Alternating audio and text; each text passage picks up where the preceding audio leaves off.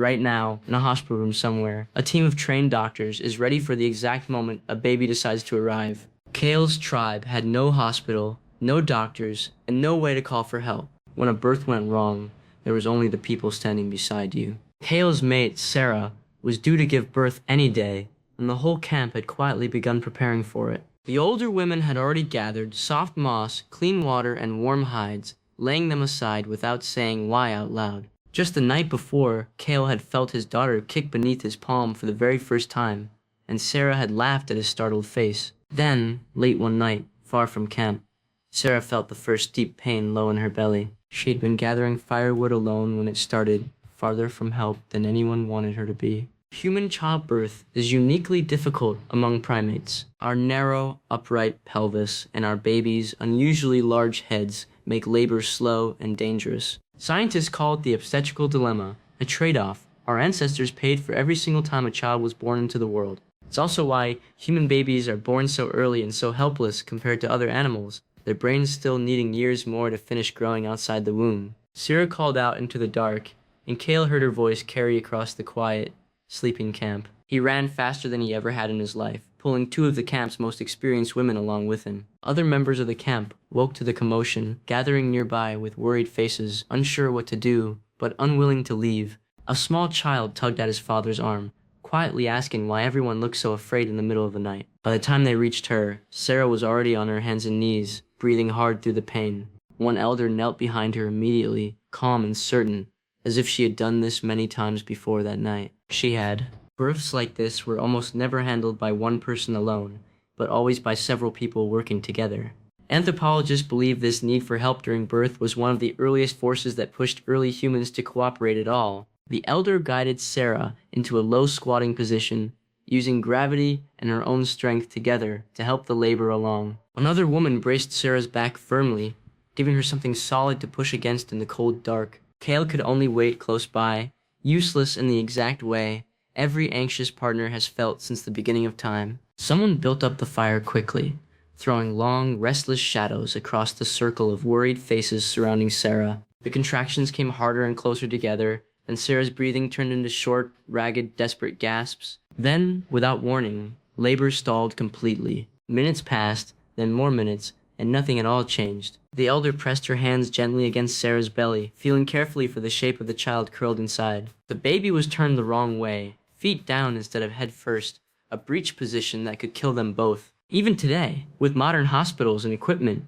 a breech birth without medical help remains one of the most dangerous events in human reproduction. The elder's face didn't show fear, only sharp focus, the kind that comes only from having faced this exact danger before. She had learned the same technique decades earlier, guided through her own trembling hands by a woman even older than she was now. She reached in carefully, using slow, practiced movements passed down to her from a woman who had once taught her everything. Sera screamed through the worst of it, gripping tightly onto the arms of the women holding her steady. Kael held a torch closer, the only light either of them had in the freezing, silent dark. Somewhere in the dark, an owl called once, and for a terrible moment, no one in the circle dared to move at all. Slowly, carefully, the elder guided the child's position, turning what could have been a tragedy into a real chance. Minutes stretched into what felt like hours to everyone waiting. No one in that small circle spoke above a whisper. Then, finally, the baby's head crowned, and every single woman there leaned in at once, breath held tight. With one final, exhausted push, Sera brought her daughter into the world beneath the wide-open night sky. The baby didn't cry right away, and for one long, unbearable second, absolutely no one in the circle breathed. Then a thin, furious wail broke the silence, and the whole circle exhaled together at exactly the same moment. The elder wrapped the newborn gently in warm hide and placed her straight onto Sera's exhausted chest. Kael dropped to his knees beside them both, hands shaking, completely unable to find any words at all. Skin-to-skin contact right after birth helps regulate a newborn's heartbeat and body temperature, something ancient mothers likely discovered through instinct alone, long before anyone understood why. By sunrise, almost the entire camp had gathered quietly at the edge of the clearing, waiting simply to see that both mother and child were alive. That same morning, Sera named her daughter after the very first sound she'd made, a small, fierce cry that refused to be ignored. The rest of the camp learned of the birth by morning, and for one full day, Even hunting was quietly forgotten. The elder who had guided the birth was thanked the only way someone who saves 2 lives truly can be. From then on, she trained other women in exactly what she had done for Sera that long, dark night. She began holding quiet lessons by firelight, letting younger women practice the same holds and positions on woven dolls made of grass. She taught them how to read a mother's breathing, how to feel for a child's position, and how to stay calm when everything else screamed panic. This knowledge became one of the tribe's most carefully guarded skills, taught only hand to hand, woman to woman, generation after generation. Every single camp needed at least one person who knew it, because sooner or later, every camp eventually needed it. Seasons passed, and Sera's daughter grew strong, learning to walk on the very same ground she had been born beneath. Years later, when another young mother went into labor far too early, that same elder was already on her way to help. This time, it was Sera herself, older now, kneeling beside the frightened mother, remembering every single thing she had once needed. The role passed quietly from woman to woman, exactly the same as it had for countless generations before either of them ever existed.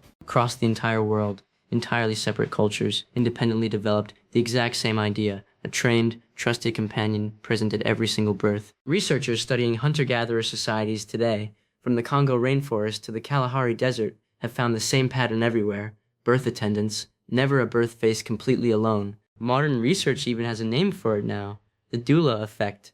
Shorter labors and fewer complications whenever someone experienced stays close by your side. Studies on modern births have found a supportive companion can shorten labor by hours and lower the risk of complications, a benefit our ancestors had already discovered without ever needing a study to prove it. None of it was modern medicine. It was simply memory, technique, and quiet courage, passed carefully from hand to hand. So the next time a baby is born, inside a bright hospital room, full of monitors and trained staff, remember exactly what came before it. It came from a woman kneeling in the dark by torchlight, turning a child by hand, refusing to let 2 lives become 1 loss. It came from Kael, gripping a torch with shaking hands, terrified out of his mind, and staying anyway, beside them both. Kael never forgot the sound of that first cry, and for the rest of his life, he treated every birth in the camp as sacred as that night. Years later, Sera's own daughter had children of her own, and that same tradition of women knelt quietly beside her too.